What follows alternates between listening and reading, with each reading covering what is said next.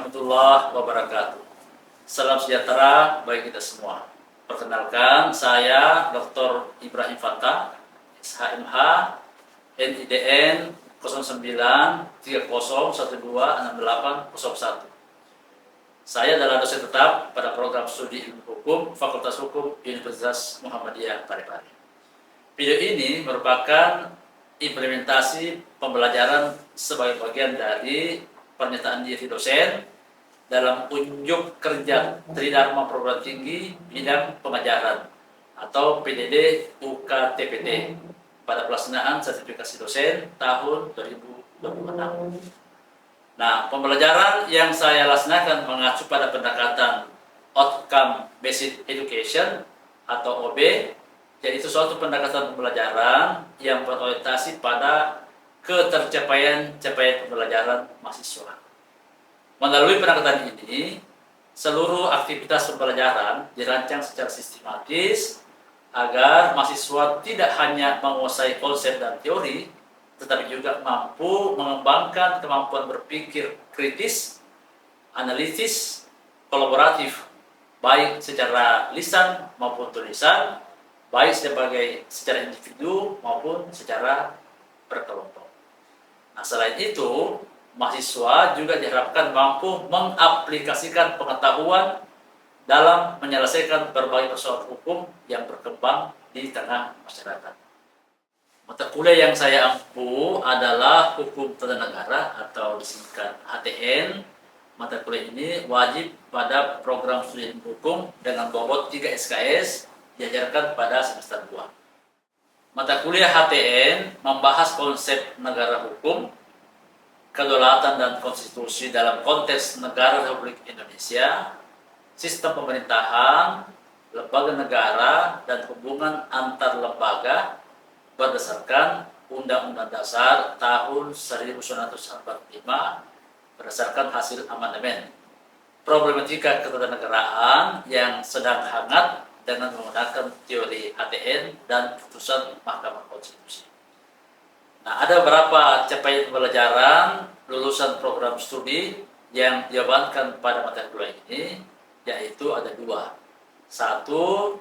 CPL 3.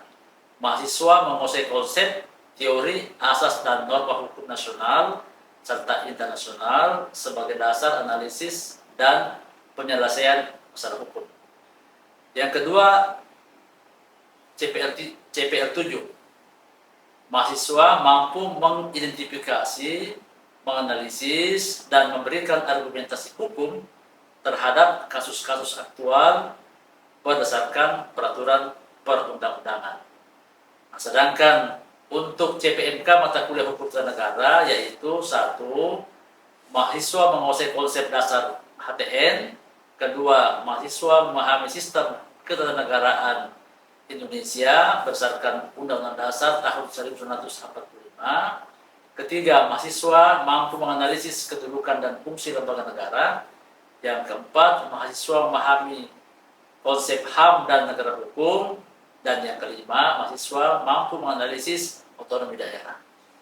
Nah, pada video pembelajaran ini, saya melaksanakan pertemuan yang kelima. Topiknya adalah lembaga negara menurut Undang-Undang Dasar tahun 1945 berdasarkan hasil amandemen. Materi yang saya ajarkan merupakan bagian penting dalam mata kuliah Hukum Tata Negara karena menjadi dasar bagi mahasiswa untuk memahami hubungan antar negara, lembaga negara, dan hukum dalam mewujudkan sistem ketatanegaraan Indonesia berdasarkan konstitusi. Pembelajaran pada pertemuan ini mendukung capaian pembelajaran lulusan program studi yaitu CPL 3, menguasai konsep teori, asas dan norma hukum nasional serta internasional sebagai dasar analisis dan penyelesaian masalah hukum. Mata kuliah HTN ini saya menerapkan pembelajaran yang berpusat pada mahasiswa atau Student Center Learning melalui pendekatan case method. Nah, mahasiswa diajak mampu menganalisis permasalahan ketatanegaraan yang terjadi di Indonesia dan menghubungkannya dengan konsep negara hukum. Kemudian mahasiswa bisa menyusun argumentasi hukum secara ilmiah berdasarkan ketentuan peraturan perundang-undangan. Media pembelajaran yang saya gunakan meliputi slide presentasi, peraturan perundang-undangan, artikel ilmiah, berita aktual, dan studi kasus sebagai sumber belajar. Pemanfaatan berbagai media tersebut diharapkan dapat menciptakan pembelajaran yang lebih interaktif, kontekstual, dan mendorong mahasiswa untuk aktif membangun pengetahuan melalui proses diskusi dan analisis. Nah, pada akhir pembelajaran, mahasiswa diharapkan tidak hanya memahami pengertian dan klasifikasi lembaga negara dalam sistem ketatanegaraan Indonesia, tetapi juga mampu menganalisis berbagai persoalan ketatanegaraan serta mampu menerapkannya dengan memberikan alternatif penyelesaian yang sesuai dengan prinsip-prinsip negara hukum. Nah, sekarang mata kuliah ini akan ada penilaiannya, terdiri dari beberapa poin. Poin pertama yang dinilai adalah aktivitas partisipatif, nilainya 5%.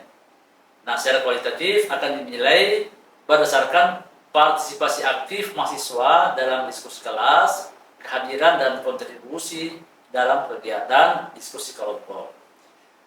Penilaian kedua adalah aspek tugas.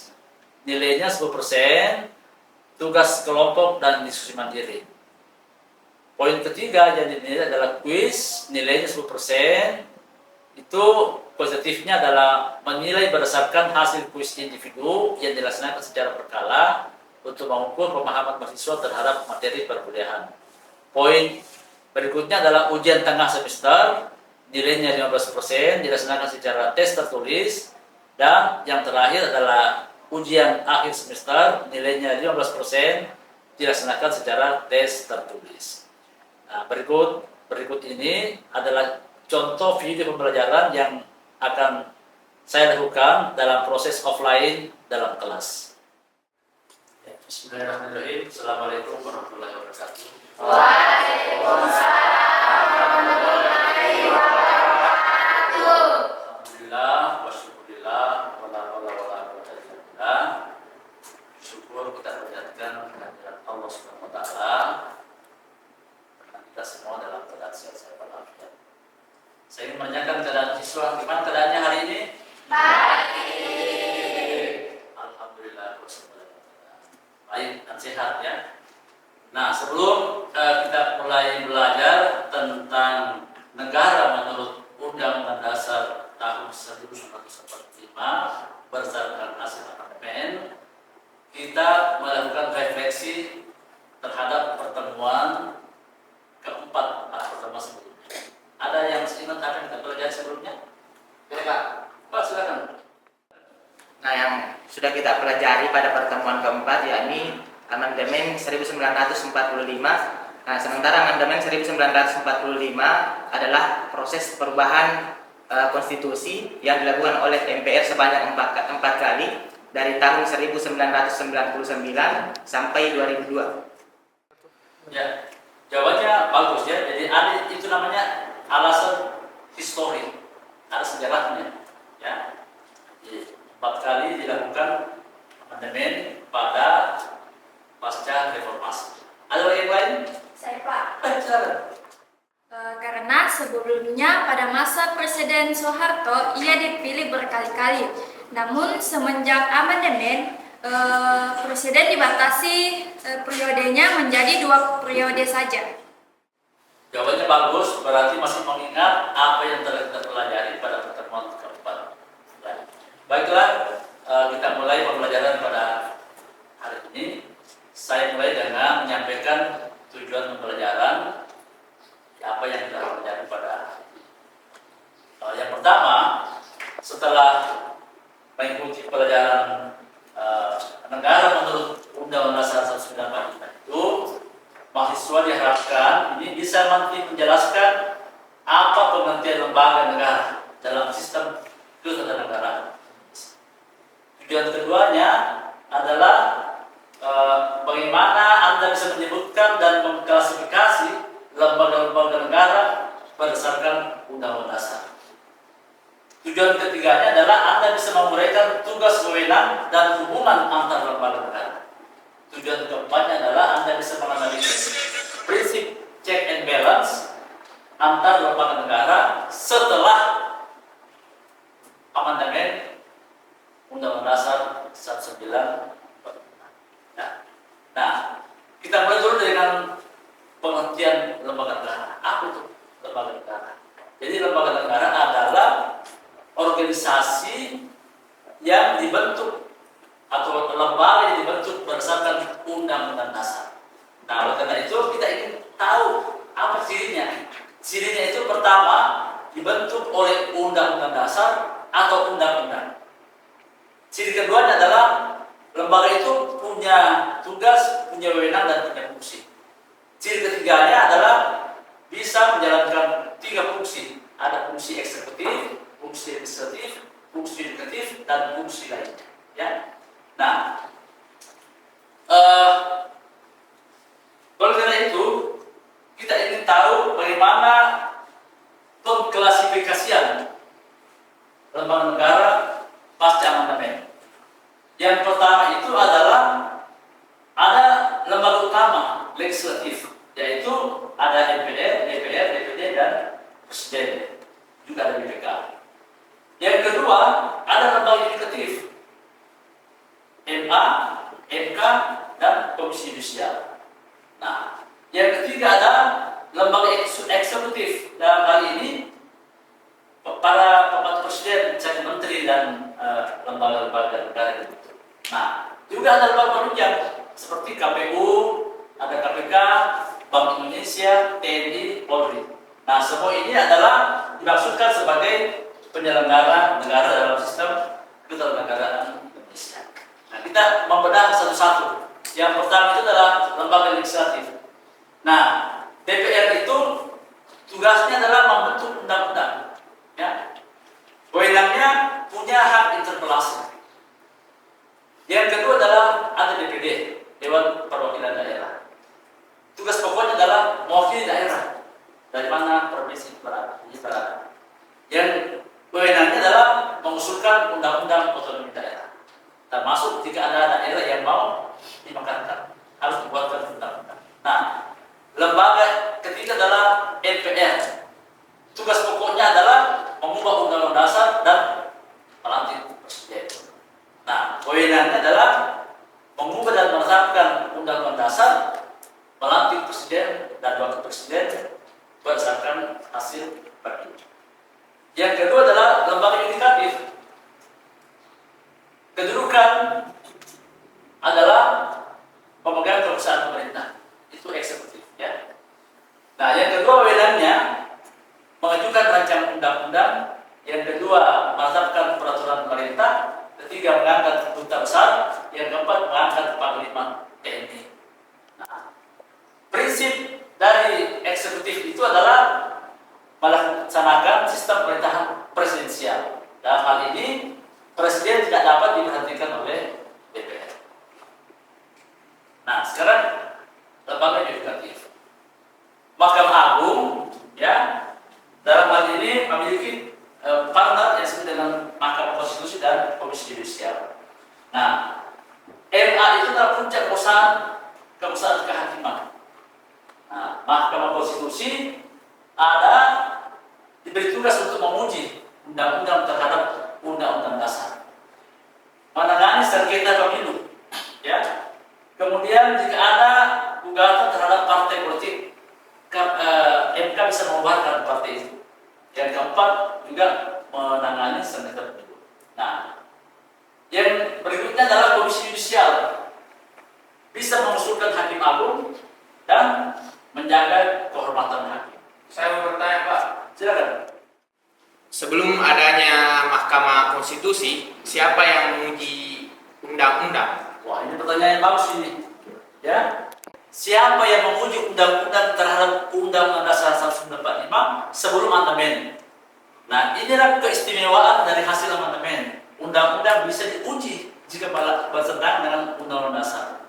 Nah, sebelum amandemen tidak ada lembaga yang diberikan kewenangan untuk menguji undang-undang, sehingga negara cenderung lebih kuat dan tidak bisa dikontrol oleh rakyat. Ya, pertanyaan yang bagus.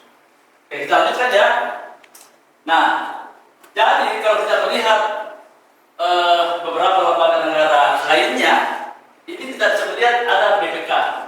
BPK itu diberi kewenangan untuk melakukan audit terhadap lembaga negara, kementerian yang menggunakan anggaran negara, termasuk BUMN. Lembaga kedua adalah KPU, diberi wewenang untuk sebagai penyelenggara pemilu. Yang ketiga ada Komisi Pemberantasan Korupsi, diberikan kewenangan penuh untuk melakukan penindakan terhadap koruptor. Nah, yang keempat ada Bank Indonesia, kewenangannya adalah sebagai bank sentral, ya, untuk memastikan agar keadaan keuangan Indonesia bisa stabil. Nah, sekarang kita melihat bagaimana prinsip check and balance itu, ya, dalam sistem ketatanegaraan Indonesia. Nah, DPR itu bisa mengawasi presiden melalui apa? Melalui hak angket dan hak paten. Itu DPR.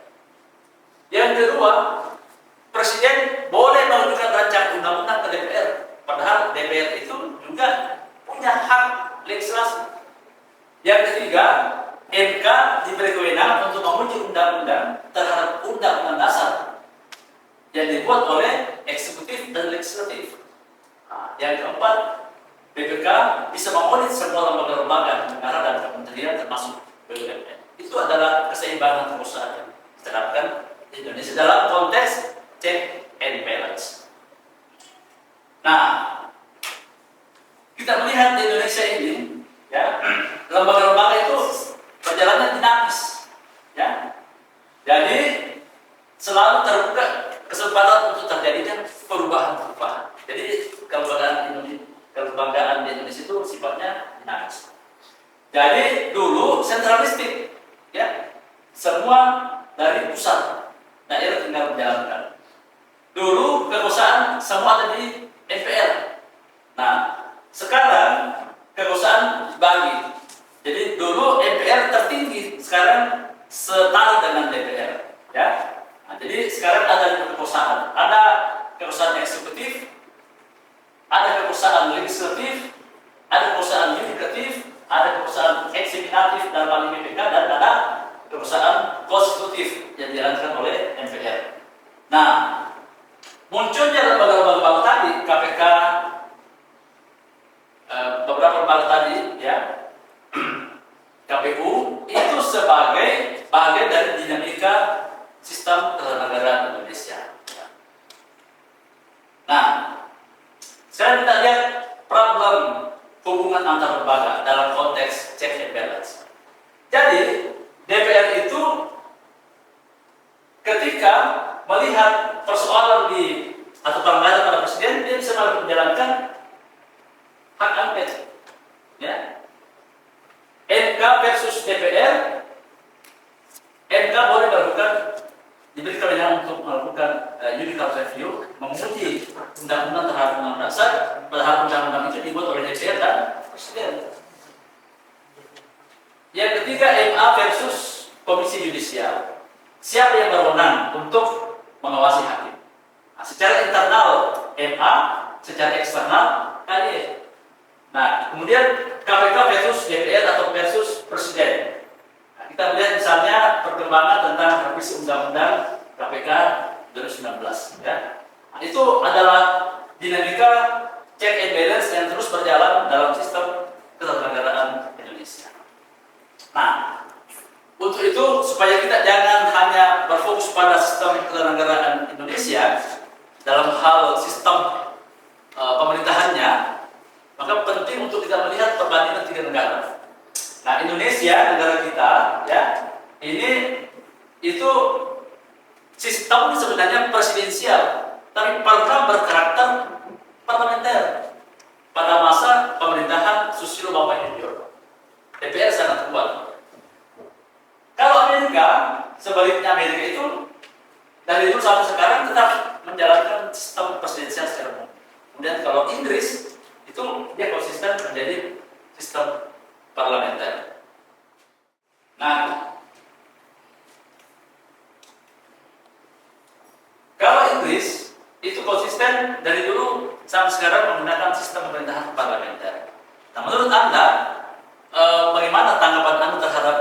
3 contoh sistem pemerintahan yang berlaku di 3 negara ini.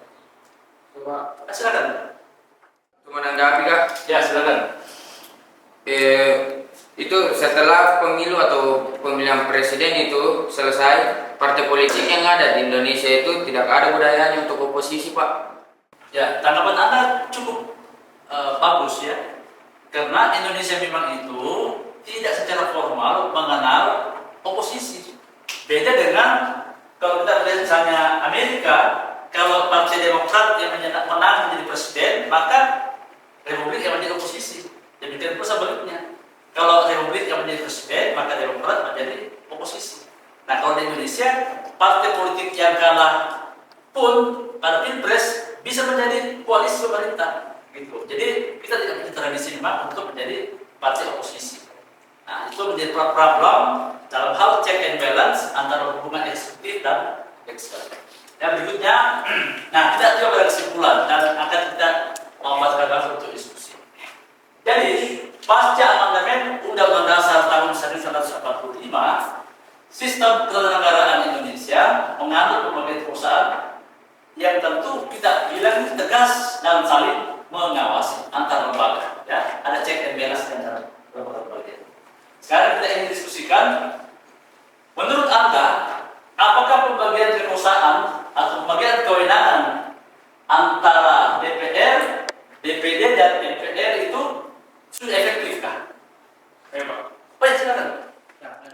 Menurut saya pembagian kewenangan DPR dan DPD maupun MPR saat ini sudah efektif dibanding sebelum amandemen Undang-Undang 1945 karena dia berhasil menciptakan mekanisme check and balance dan juga mengurangi pemusatan pada suatu lembaga. Itu Pak. Oke. Ya, jadi menurut Reza bahwa pembagian kewenangan antara DPR, MPR, dan DPD itu sudah efektif karena tidak lagi terpusat pada lembaga tertentu, misalnya presiden ya, tapi itu bisa ada check and balance antara eksekutif dan legislatif. Ada yang lain? Silakan. DPD dinilai kurang efektif dan tidak sekuat DPR karena kewenangannya dibatasi oleh Undang-Undang Dasar 1945. DPD berperan sebagai wakil daerah yang memberi usulan, pertimbangan, dan pengawasan terbatas. Sedangkan DPR memiliki kewenangan utama dalam pembentukan undang-undang, anggaran, dan pengawasan pemerintahan. Nah, jadi ini ada 2 pandangan. Ada yang menyampaikan bahwa pembagian kewenangan DPR, MPR, DPD itu sudah efektif, ya, karena tidak lagi terpusat pada eksekutif. Tapi ada juga yang menyanggah bahwa tidak, ini justru hasil amandemen ini, kewenangan 3 lembaga ini ada yang tidak efektif. Apa itu DPD? DPD ini adalah pengganti dari utusan golongan, mewakili provinsi-provinsi. Nah, tidak efektif karena memang kewenangan DPD ini belum setara dengan DPR. Nah, jadi banyak kewenangan yang sudah dimiliki oleh DPD sehingga dianggap ini adalah tanda petik kelas 2 legislatif. Ya, berikutnya kita coba pada penutup ya. Nah, jadi untuk mata kuliah negara menurut Undang-Undang Dasar 1945 pasca amandemen, maka tentu kita berharap agar Anda juga punya referensi selain mendapatkan ilmu pengetahuan di kelas ini. Referensi yang penting Anda catat, tolong dicatat, Anda harus mempelajari Undang-Undang Dasar 1945 pasca amandemen. Referensi kedua yang saya sarankan adalah Anda mempelajari Undang-Undang Nomor 17 Tahun 2014 tentang MP3, ya, MPR, DPR, DPRD, DPD, itu disebut MP3. Nah, yang referensi ketiga adalah Anda perlu mempelajari buku Prof. Jim Dasyuddin tentang hukum tata negara, konstituen dan konstitusionalisme Indonesia. Nah, 3 referensi ini saya kira cukup untuk memperkaya wawasan Anda tentang mata kuliah ini.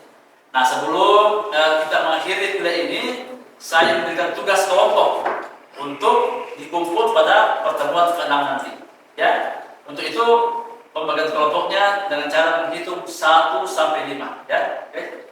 1, 2, 3, 4, 5, 1, 2, 3, 4, 5, Oke. 1, 2, 3, 4, 5. 1, 2, 3. 4, 5. Pas ya. Jadi kelompok 1 yang menyebut angka 1. Coba tolong angkat tangan yang angka 1. Yang menyebut angka 1. Oke, itu ada satu kelompok ya. Yang menyebut angka 2. Oke, ini temannya ya, kelompok 2. Kelompok 3 yang menyebut angka 3. Oke. Yang menyebut angka 4. Angka 4.